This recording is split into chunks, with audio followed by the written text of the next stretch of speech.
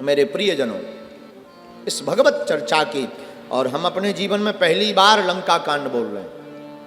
आज तक हमने राम कथा में लंका कांड कभी बहुत ज़्यादा बोला नहीं, थोड़ा मोड़ा अपनी लंका कांड से ज़्यादा बनती नहीं, सुंदर में ही काम हो जाता है। सुंदर में थोड़ा अपने वाले ज़्यादा हैं, इनसे थोड़ा अपनी लंका कांड। अब लेकिन हाँ, रामेश्वरम में तो बैठे हैं, तो रामेश्वरम में तो रामेश्वरम चरितामृतम की कथा होनी चाहिए। धन्य है आप सब प्रियजन जो यहाँ यजमान बने, परिकर रूप में आए। देखो हमारा तो संकल्प था कि हमें आना है, तो हमने सोचा कि कुछ लोगों को भी ले चलो। हमको तो कथा सुना नहीं थी, और अगर बड़ी कथा या प्रचार प्रसारात्मक करते तो परिणाम ज़्यादा आनंद नहीं आता है। आनंद बहुत आता, पर बहुत ज़्यादा दिक्कत थोड़ी थोड़ी हो जाती है व्यवस्था की, और फिर बाहर से आना, फिर व्यवस्था जमाना बड़ा मुश्किल। आप लोगों को भी, जैसे कई लोगों के मन में, हम जहाँ रुके गुरुजी के पास ही हमको रुकना, कल से लड़े जा रहे हो, हाँ, पर हो तो गुरुजी के ही पास। यहाँ इस वक्त बहुत बड़ा सीजन है, यहाँ रूम मिलना बड़ा मुश्किल, बड़ी मुश्किल से इतनी व्यवस्था हो पाई। बहुत लोग चिल्ला रहे थे, पर उतना व्यवस्था ही नहीं हो पा रही। बड़ी मुश्किल से 100-150 रूम की व्यवस्था कर पाए, इसलिए मात्र गिने चुने लोगों को ही कहा, उनमें एक आप। तो आप जहाँ हो, हमारे पास हो, हम दिन रात यही हैं। निराशा बिल्कुल मन से त्यागो, खूब मुस्कुराओ, बढ़िया पीछे भंडारा चल रहा है, खूब पाओ। शाम को हम कथा में तुमको कथा पवाएंगे, बढ़िया कथा को रसपान करो। दिन में हवन होगा, और सुबह से बढ़िया शंकर जी का शिवलिंग बनाओ और अभिषेक करो, खूब आनंद होगा। तो भगवत चर्चा होगी। रामचरितमानस का आधार उत्तराखंड में बद्रीनाथ उत्तर दिशा में, द्वारकानाथ गुजरात में, और ये पश्चिम में विराजमान। जगन्नाथ भगवान उड़ीसा में, और ये पूर्व में विराजमान है। और जहाँ हम बैठे ये रामनाथ रामेश्वरम महादेव, ये दक्षिण में विराजमान है। भगवान, एक बात जहाँ से चर्चा को प्रारंभ करनी चाहिए, रामेश्वरम भगवान की महिमा स्कंद पुराण में आई। स्कंद पुराण कहता है, अगर कोई 10 साल तपस्या सतयुग में करे तो जितना फल उसे प्राप्त होगा, उतना फल उसे त्रेता युग में 1 साल तपस्या करने से मिल जाएगा। जितना 10 वर्ष की तपस्या का फल सतयुग में प्राप्त होता है, उतना त्रेता युग में 1 साल तपस्या करने से प्राप्त हो जाएगा। लेकिन द्वापर युग में वही फल मात्र 1 महीने में प्राप्त होगा। सतयुग में कोई 10 साल तपस्या करे, त्रेता में कोई 1 साल तपस्या करे तो उतना ही फल पाएगा। द्वापर में कोई 1 माह तप करे तो ही उतना ही फल पाएगा। लेकिन कलिकाल में 1 दिन भी अगर कोई रामेश्वरम महादेव के सन्निकट बैठ करके भगवत भजन करे तो सतयुग बराबर फल वह प्राप्त कर सकता है। और यहां ही नहीं, तत्फलम कोटि गुणितम निमिषे निमिषे निर्णाम। बोले वह फल तब और बढ़ जाता है। बोले कब? बोले जब कोई रामेश्वरम महादेव के दर्शन निमिषे निमिषे निर्णाम, 1 पलक झपकते ही दर्शन करे तो उसे करोड़ों हजार वर्षों का फल, पुण्य फल प्राप्त होने लगता है। ऐसे रामेश्वरम महादेव हैं। तो हम लोग धन्य हैं जो ऐसे रामेश्वरम महादेव के दर्शन करके, देखो तीर्थ के 3 फल होते हैं, स्नान, ध्यान और दान। स्नान से तन की शुद्धि होती, कथा सुनने से मन की शुद्धि होती, दान देने से धन की शुद्धि होती। और तीर्थ में जाकर ये 3 अवश्य करना चाहिए। पहले जाकर स्नान करो, यहाँ तो समुद्र, डुबकी लगाओ। रामेश्वरम मंदिर के पास में ही 22 कुंड हैं, डुबकी लगाओ। धनुषकोटी के पास में 36 बार नहाने का फल है। 36 बार नहाओ, 36 बार डुबकी लगाओ। तो तीर्थ में पहले जाकर के सबसे पहले स्नान करना चाहिए। स्नान करने के बाद वहाँ की महिमा को जानो। जब तन शुद्ध हो गया, अब मन शुद्ध करना है, तो महिमा को जानो। महिमा जानने के लिए कथा सुनो। कथा सुनोगे और मन शुद्ध हो जाएगा। और मन शुद्ध होते ही फिर धन की शुद्धि करनी है। धन की शुद्धि के लिए अगर मान लो जेब गर्म नहीं है, तो अपने भाव को ही चढ़ा देना चाहिए। आंखों के जल को ही चढ़ा देना चाहिए। सबसे बढ़िया चढ़ाना है परमात्मा के चरणों में अपना मन, भगवान के चरणों में मन को चढ़ा दो। एक बात और, तीर्थ पर बहुत सावधानी रखनी होती। घर पर पाप किया है, यहां कट जाएगा, पर यहां पाप करोगे कहीं नहीं कटेगा। इसलिए खासकर बहुत सावधान, गुरु शरण में और तीर्थ में साधक को सदा सावधान रहना चाहिए, क्योंकि तीर्थ पर किया हुआ पाप कहीं पर भी नहीं कट सकता। और अगर तीर्थ पर आपने पाप किया तो सर्वथा तुम भटकते रहोगे। पर अगर तीर्थ पर तुमने भगवान नाम जप किया, भजन किया, यज्ञ किया, दान किया, पुण्य किया, तो दुनिया के सबसे तुम अमीर आदमी कहलाओगे।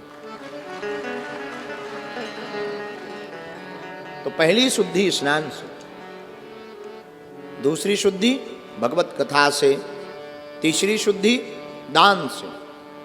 एक बात और, भगवान की चर्चा, भगवत चर्चा व्यक्ति को 100 से शिव बनाती। भगवत चर्चा 100 से शिव बनाती है।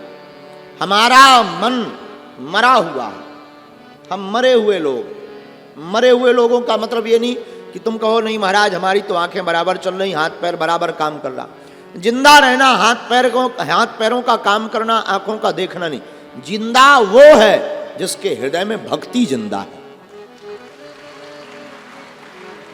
और जिसके हृदय में भक्ति जीवित नहीं, भक्ति मर गई, भगवत भजन नहीं, भजन के प्रति कोई भाव नहीं, वो आदमी मरा हुआ है। इसलिए मेरे प्रियजनों, जीवित वो है जिसके हृदय में भगवान की भक्ति जीवित है।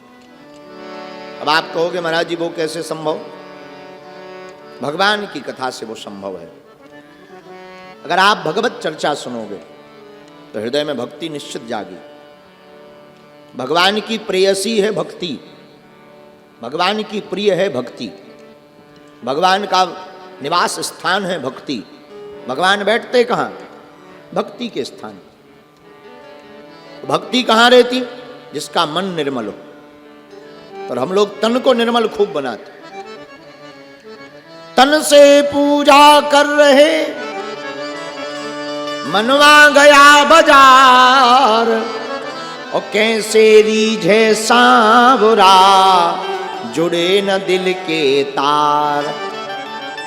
हाँ, सब लोग तन से पूजा कर रहे, जिसे देखो खूब तन से पूजा।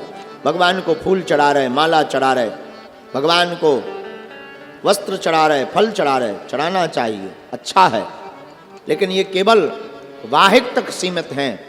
अंदर में तो परमात्मा तभी विराजमान होंगे जब तुम्हारा मन निर्मल होगा, मन भाव से भरा होगा, भगवान के प्रति आपके हृदय में भक्ति होगी। फिर भगवान हमारे ठाकुर जी चित्त में स्वतः ही चिपक जाएंगे, तुम्हें बुलाना नहीं पड़ेगा।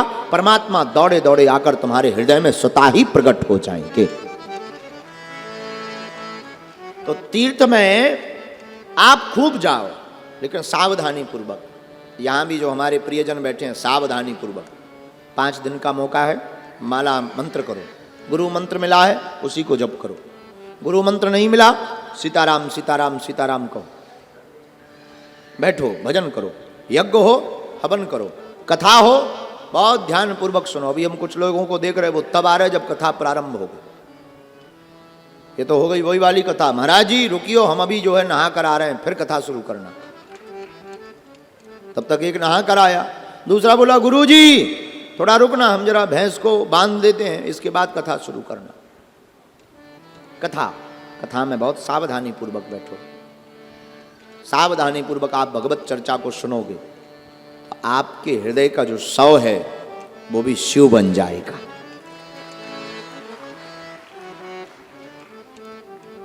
तो मेरे प्रियजनों, अद्भुत बात यह है कि हम रामेश्वरम में भगवत चर्चा कर रहे हैं और रामेश्वरम में भगवत चर्चा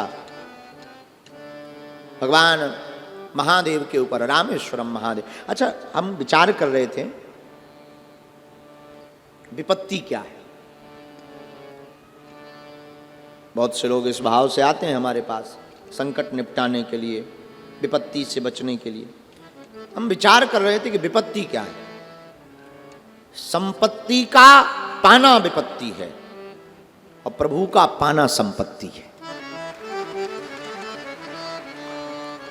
संपत्ति का पा लेना विपत्ति है। जिसके पास बहुत संपत्ति आ गई उसका भजन भी छूट जाता है प्रायः, और कई बार तो फिर शुगर की बीमारी होती तो भोजन भी छूट जाता है। अमीरों को यही टेंशन होती है कि अब हम पैसे की खपत कहां करें, रेड ना पड़ जाए, छापा ना पड़ जाए, अब रखें कहां। तो हमने विचार किया कि संपत्ति का पाना विपत्ति है और प्रभु को पाना परम संपत्ति है। इसलिए परम संपत्ति को पाने का प्रयत्न करना चाहिए, विपत्ति की संपत्ति को पाने का प्रयत्न नहीं करना चाहिए। संपत्ति तुम पालोगे, विपत्ति में पड़ जाओगे, भक्ति तुम्हारे हाथ नहीं आएगी। और प्रभु को पालोगे तो संपत्ति भी पा जाओगे और भक्ति भी पा जाओगे। और हमारे हनुमान जी भी कहते हैं, प्रभु श्री राम विपत्ति विनाशक हैं, अमंगल का हरण करने वाले हैं, मंगल देने वाले हैं। और हनुमान जी से किसी ने प्रार्थना करके भी कहा, सरकार जब तब सुमिरन भजन न होई, जब तब सुमिरन भजन न होई, तब सुमिरन भजन न होई। कहे हनुमंत विपत्ति प्रभु सोई, कहे हनुमंत विपत्ति प्रभु सोई, कहे हनुमंत विपत्ति प्रभु सोई, कहे हनुमंत विपत्ति प्रभु सोई। जब तब सुमिरन भजन न होई, जब तब सुमिरन भजन न होई। श्री राम जय राम जय जय राम, श्री राम जय राम जय जय राम। विपत्ति तब है जब भगवान का भजन नहीं। आचार्य चरण पूर्व संत भगवान एक कहते थे हमसे, बोले पंडित जी, जिस दिन भगवान का भजन मुख से ना ले पाए उस दिन इतना शोक मनाना चाहिए जितना गृहस्थी आदमी अपने बड़े बेटे के मरने पर शोक मनाता। इतना शोक मनाना चाहिए जब भगवान का भजन ना हो। जब भगवान का भजन ना हो बे, समझना तुम्हें विपत्ति मिल गई है। भले ही करोड़ों की संपत्ति प्राप्त हो पर भगवान का भजन ना हो तो वो संपत्ति विपत्ति का कारक होती है। और तुम्हारे हाथ से संपत्ति भले ही छूट जाए पर भगवत भजन प्राप्त हो जाए तो वह परम संपत्ति है जो जन्म जन्मांतर तक चलने वाली है। इसीलिए साधकों को सदैव एक बात का ध्यान रखना पड़ता है, भगवत भजन नहीं छूटना चाहिए।